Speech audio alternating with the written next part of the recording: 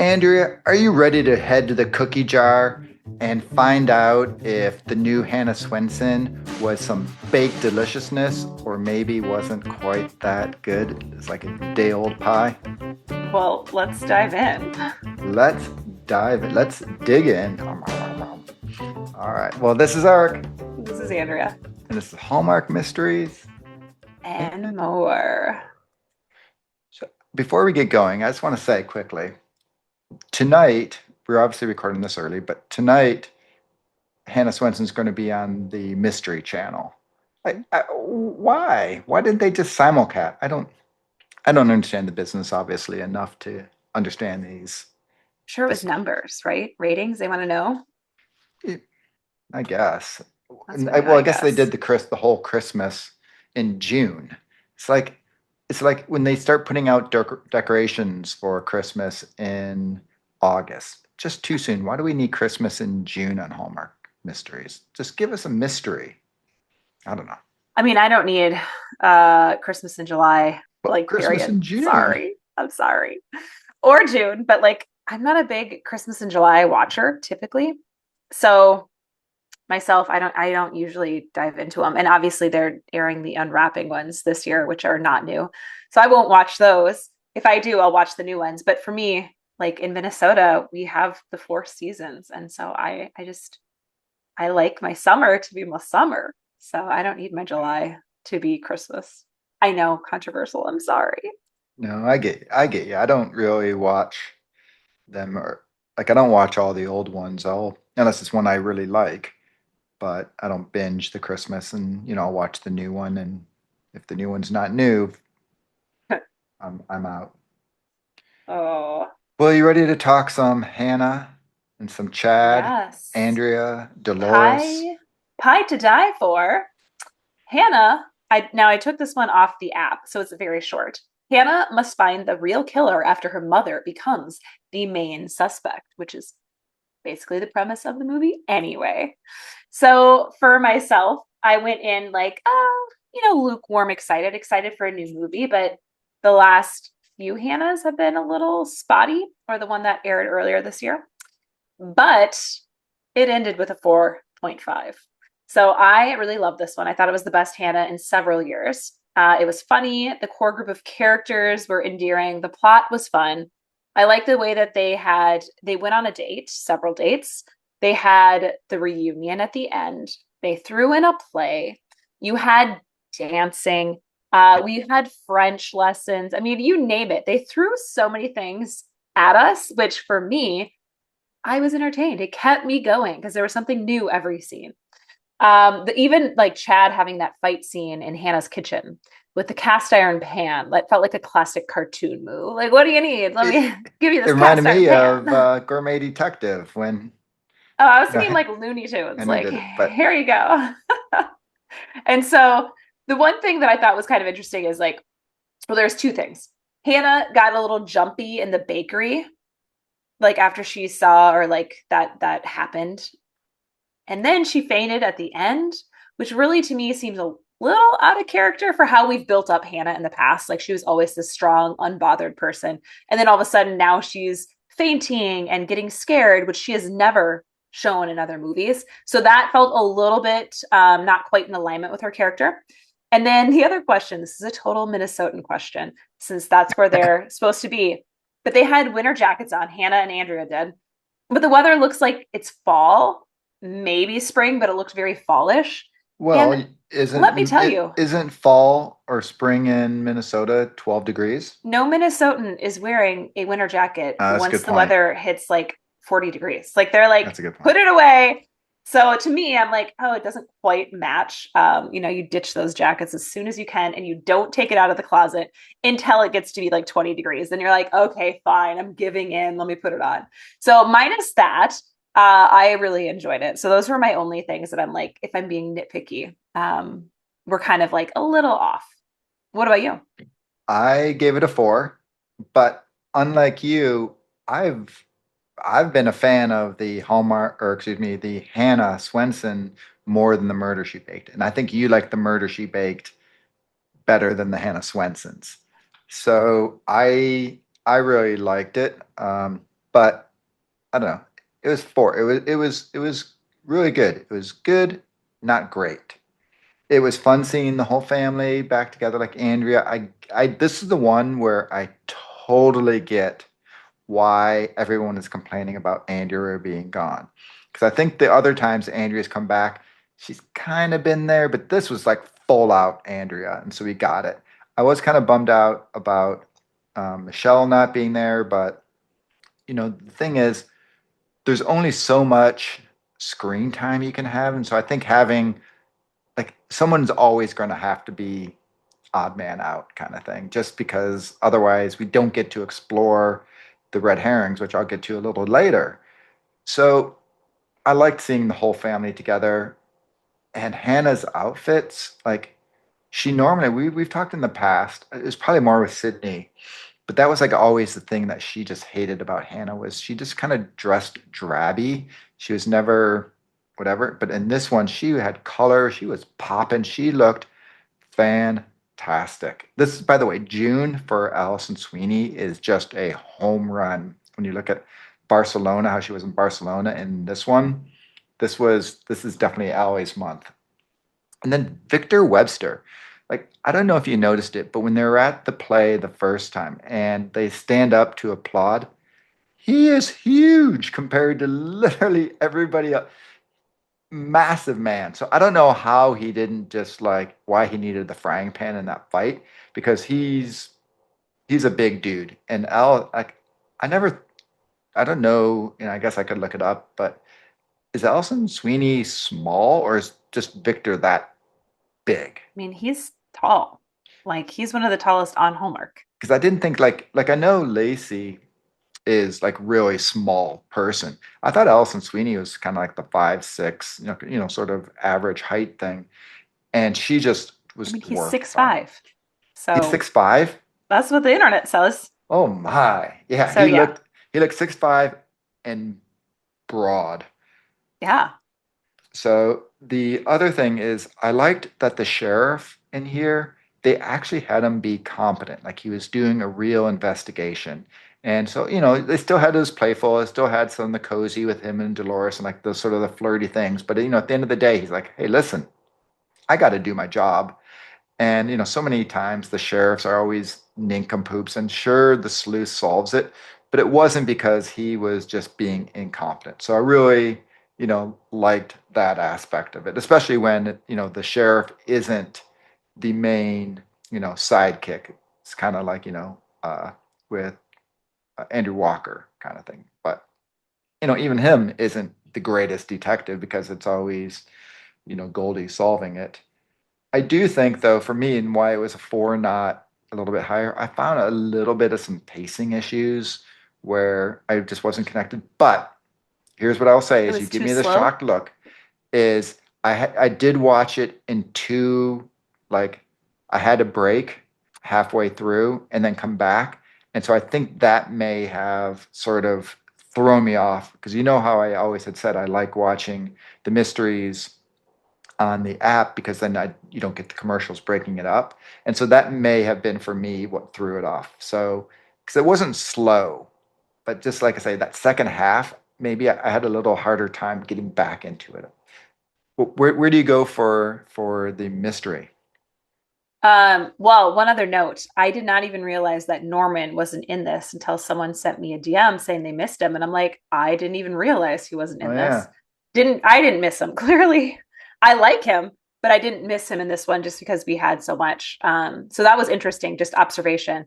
When she had sent that to me, I'm like, oh, you were totally right. He was not in this. And same thing with the screen time. Andrea got more minutes, as did her assistant at the bakery. right, So I Lisa. think that's how they manage that. Well, and the sheriff, right? Because usually the sheriff just pops in, pops out, where the sheriff actually had a little bit more time. I So you're mean, right. maybe Like they're her and I mean him and Dolores in the future. right, right. So that's what I said.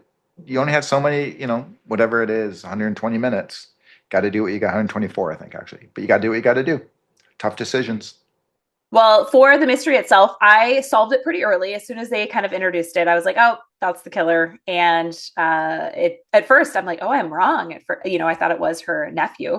When they went that route, thinking, you know, because about that stage in the movie, we had about that much time left that they sometimes will wrap it up. And so I was like, oh, I was wrong. I didn't expect that. And then nope, you know, it turned out I was right. That was just kind of a little red herring. So I personally enjoyed it. I think for me, this felt like an actual movie that I really enjoyed with a mystery kind of just thrown in there. Uh, And so because they had so many activities and so much stuff going on, like it felt like obviously they were solving a crime, but it felt much more background than some of the other mysteries where it's forefront. And I didn't hate it. So like I'm sure some people might prefer their mysteries more forefront and maybe that would be something that they wouldn't like about this one. But for me, I actually didn't mind that they put it kind of in the background because we got more with Chad and, you know, with Hannah and seeing where that relationship could be going. I thought that Chad was a DA right. officer, but then he also mentioned that do you want to have another detective on the case? Like, was that referencing himself? Because I also thought it was odd that he was always at these crime scenes and like involved with this because that technically probably isn't his job since he's more in the courtroom, right? Yeah, I mean, they do investigate, but they usually investigate kind of after you have your suspect. Yeah. So I thought that was a little And but odd. I think that's but they have to have him involved in it, right? Because of the cozy. Well, I So didn't know if they changed his path. I'm like, did I miss it in the yeah, beginning? That detective comment. I'm like, oh, are they changing gears and trying to put him as something else to make it make more sense for us? I you, don't know. you know, I didn't actually catch that comment. So The sheriff did. Yeah. I interesting. watched it Okay. twice, Eric. I came prepared. Right, right. So you always yell at me. I watched it twice. So thank you. I also thought the final scene was great. Like the you know the white curtain and that fight scene and then how Dolores came around because there's kids watching like oh great performance. I loved like she had that sense of like okay there are children here. Let me how can we spin this so they're not terrified. And you know again Hannah was thinking on her feet being like oh that's a fake knife. I thought that was cute how she just threw it at her instead of being like okay how am I going to get this down. Again loved that like one of my favorite probably final scenes in a while. Not that it was like so much Well, drama, it's but not too hard considering there hasn't been a mystery in a while. well, I know. Well, in all of the mysteries that I've Right. watched, I suppose, through the I mean, Mystery 101s too. Like it's not necessarily that fight scene, but it's No, I hear you. the theater of it was there. And so again, that's what I look for in my mysteries sometimes. I don't mind that theatrical element. What about you? I'm absolutely right there with you. I think the mystery was decent, and I thought it was her, but we talked about this recently, like the red herrings when they don't give them enough time to make you question it. Because I did, like, we've done enough theater once, and we'll talk to it a little bit when we get into the Hallmark and chill. This is kind of a normal trope for a lot of series, right? Where you could do the theater. And so you know who it is just because it's the formula and they followed the formula. But like you said, it didn't matter. It was a really good movie that had the mystery in there. And so they did a good job with the characters. The red herrings, they went enough with them where you did doubt. You're like, oh wait, like Lisa's cousin. I had my moment where I was like, oh wait, maybe it isn't. The like you say, the nephew. Wait, maybe it isn't. I even had a moment where I thought Zach Santiago, tango instructor. Like he was just because, so often there'll be like that one person who has such a random scene turns out to be the killer Yeah, that I even had that.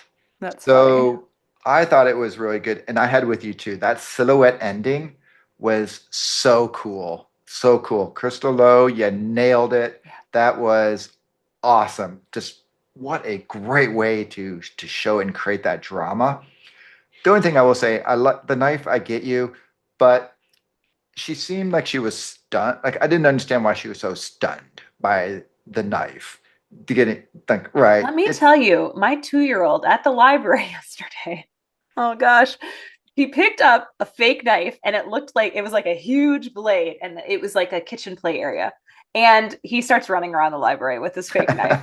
And people are staring at us like, this child has got a knife. Because, I mean, it kind of looked real. So, you can fool people. And I was also well, thinking, I am not that bad of a parent where I'm letting a 2-year-old run around with a knife. I'm sorry, Miss Prepared, but she did call her, say, Hannah, you don't know anything about the theater. That's a fake knife. So Yeah. she knew it wasn't real coming at her. So I Yeah. don't know. I just thought it was kind of like, Yeah, but you still, if someone throws something at you, you're kind of like taken aback, like, yeah, I guess. you I know, guess. And I'm not going enough to, to like I get said, startled. it But was, again, you have a gun. You brought a gun to a knife fight, or no, you brought a right. knife to a gunfight. Like Yeah. that's the saying that went through my head as well.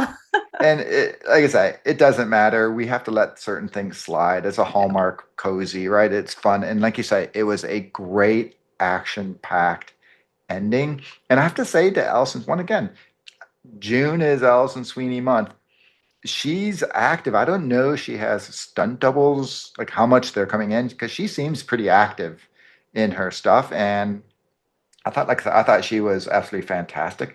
I also liked how and this was another reason why I had a little bit of doubts to it, was Tanya was in Reality Bites. And so you're like, as opposed to just getting introduced to brand new characters, having a character who you've already met be the killer, I thought that was kind of cool too. A little throwback to a previous episode. Well, romance roundup. Was there any I think romance in this one? I think so. I think there's a ton. This was their first kiss, yes? Yes. So I mean, the date, I was kind of enjoying the second time I watched. I was just like listening to what like Chad was saying to Hannah at the dinner table at the first outing they had. I was like, how funny, just like random stories. And I'm like, I wonder if he just ad-libbed this because it kind of sounded, I mean, nothing really to add to him per se, but it was just kind of like random stuff. Yeah, And then the bed Hannah in the mentioned rain.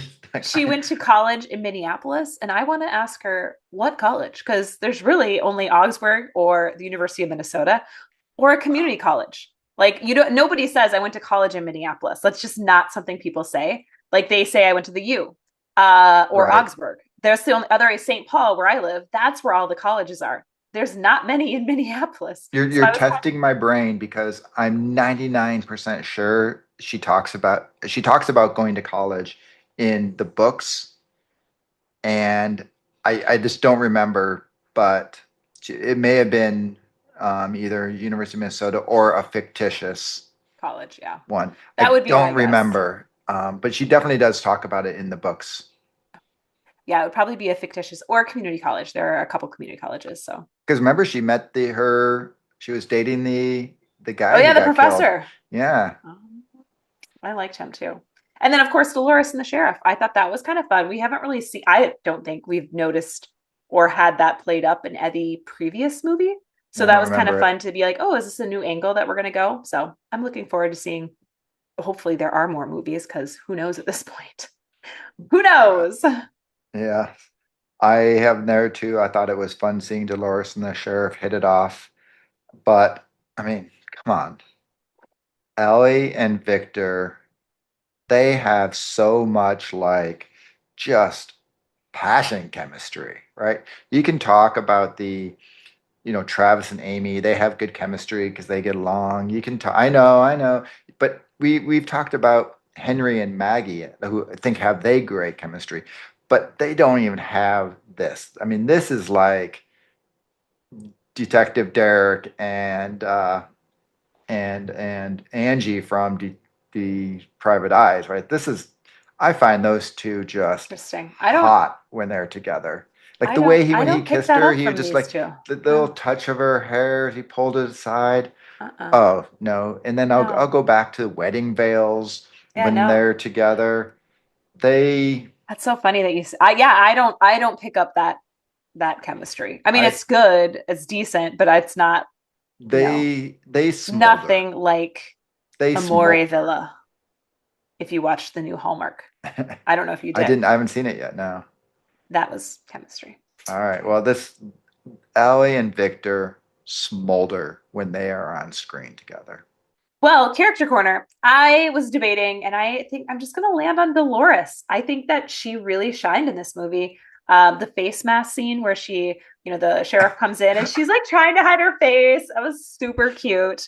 Her sleuthing around, putting on a janitor I costume, and know she's like, that "Oh, was hot flash!" awesome. And I thought she had such great antics, and she felt toned down. So I feel like Barbara Right. Niven might have like actually listened and been like, "Oh, okay, I'm turned it up too much," because it felt like the perfect amount. Like it didn't go over the edge, but it wasn't played down. It was just she nailed where I think this character should be. Like it's great. So I really enjoyed seeing how Dolores played this movie.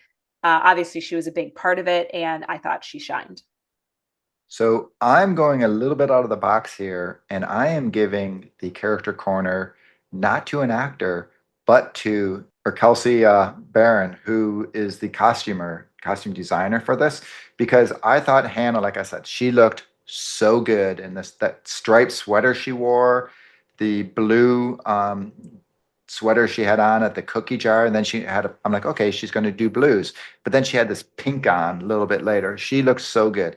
And then Barbara I didn't is like notice with her this. and all her outfits, it's like she's developed such a great character by just her clothes that she wears and just over the top theatrics with her hats and everything she does. And then Andrea looked like everybody looked I had so DMs about Andrea not looking great, well. so they did not I like her have thoughts on that choices. that I will discuss with you off this. But I thought she actually looked good. I thought everyone just looked so good. So I'm giving it to costume designer. But Well, if I had to give it to an actor, Zach Santiago as the I tango figured you'd pick instructor him, because yeah. everything he just makes me smile. He's awesome. So Zach, you get a 1A on the costume, or excuse me, on the character On the corner. costume. All He right. looked good too. Yes. Well, Hallmark trivia. This is actually Georgia sent me this, and I was like, great, I have nothing. So, Barbara Niven made a comment on Instagram, and they had said, oh, Hannah's in trouble when you say her middle name. And so Barbara commented, Hannah's middle name is Luis, which was actually Barbara's mom's middle name, and she made that up. So she actually made it up, and that's where, it kind of stuck. So I thought that was kind of a fun little fact. Oh, so she made it Like up she like ad libbed ages ago. she ad libbed that and then it stuck and that's what Hannah's middle name is. I have Crystal Lowe, who directed this. She was the original recipient of the Mark Make Her Mark program through Hallmark, where that's trying to promote female directors. And so, while this obviously is not her first one, she did get her start in this. And I think from a director, she is definitely showing she deserves to be there, that it wasn't just a token effort because this was like, I bagged on the pacing earlier, but I preface it with I watch it in two, and I think that's what did it. But like the ending was so good, and then just the others, it had some really just outstanding scenes.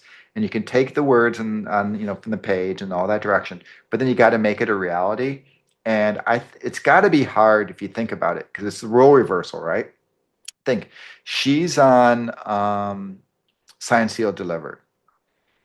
And I don't know if Signed, Sealed, Delivers had a bunch of, I don't, whatever. I'm not a huge poster boy or anything like that. I watch them all, but I don't know if they've had variety of directors or not. But that cast, we've heard things about how that cast is just so tight. And then if you come in from the outside and Hannah Swensen, I mean, you're going back with Andrea, right? So you've got these ones who have been in, I don't know, 10 maybe. I don't know how many total of the Oh Hannahs there gosh, are. yeah, But you at have like least. them who are all together. So coming in as a director and trying to tell, like, hey, Barbara, this is how I want you to, do Dolores. Like that can't be an easy thing. And so she pulled it off. And I don't know if Crystal and I'm doubting that they have like her and Allie have a relationship because Allie's, lives in California and Crystal's up in BC. So it's not like I think they're palling around or anything like that. So just for her to come in and do that, I think she did a fantastic job. So kudos. And the other thing is when we interviewed her, we had her on as a guest way back when she first did the first movie, Shifting Gears, which was the one for the Make Her Mark. And she talked about how color is so important to her. And I was just talking about Hannah having these pops of color. So I don't know.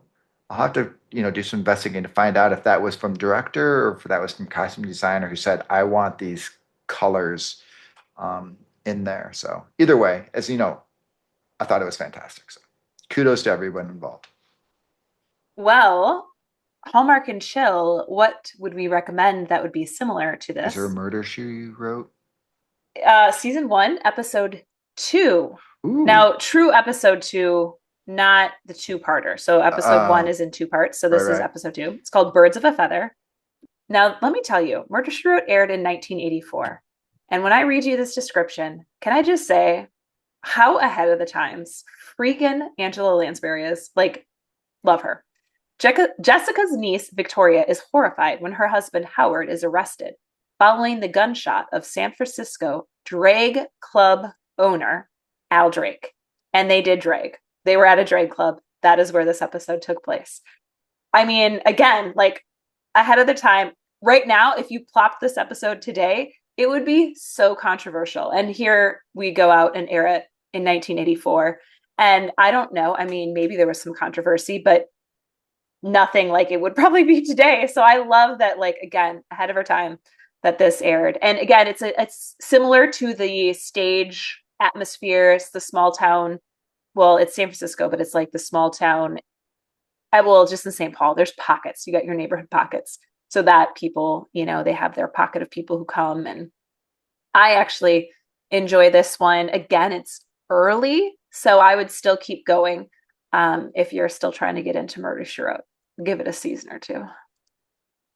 I can go back to the Words Can Kill that we just, reviewed for Mystery 101. So we get a little of the community theater there. But no, I'm going to go over across the Atlantic and head over to England.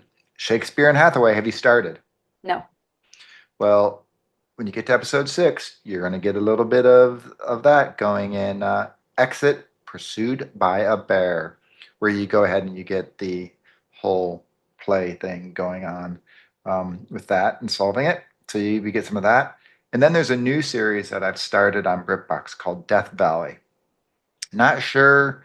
I keep watching it and I'm not sure I'm loving, but I'm not hating. So it's that thing where you're like, wait a minute, did I enjoy myself? I don't know. But then I watch the next one. So Clearly. I don't know. But this one, the whole premise of it has the detective and she's like sort of younger in her career and she stumbles into a murder. And the reclusive neighbor was a guy who used to be he was like a huge star as a detective on TV and he comes and helps her solve them. And then the series is him constantly helping her solve them. But his whole premise was he used to be a TV detective. But in episode 4, they go back and they visit the community theater, which they don't name the episodes in this, so it's just episode 4. But you do get the whole community theater murder, and it's like we said earlier. There's a formula when you've got the community theaters and stuff like that. So, hint, hint. Well, I also want to throw in Rosemary and Thyme, season 3, episode 8, the very last episode. Because I have like 15 minutes left of this episode. So it's a community theater, and that would also throw right in there. And then I will start Shakespeare and Hathaway. But yes, I'm trying to like savor my Rosemary and Thyme, but I'll maybe finish it tonight just because I'm so close to being done. Well, next week we are going to be, it's the end of the month, so we're going to review June. And so I'm forcing you to watch all of the Hallmark ones. And let me tell you, there's no forcing. one that I loved so hard. It was the best of the year. Which honestly, this movie that we just watched, Wait, the Hannah best Swensen, movie of the year? Yeah, I think. And then this one is probably number 2 for me. The Hannah Swensen is probably my second favorite of the year. So that's kind of where we're at. Like, at least we had a really, no spoiler. So we had a great weekend. It's trying not to give away my favorite, but I have already released my review. Yeah, so if you read it, you probably know. Unless this coming weekend, maybe it becomes my number 1. Maybe I have another. Oh, this weekend is the one with down Machu in Picchu. Paraguay. So you never know. All right. Well, it's been a pleasure, Eric. It has been. Until next time. Bye. This podcast was created by fans for fans and is not affiliated with or sponsored by Hallmark or the Hallmark Channel.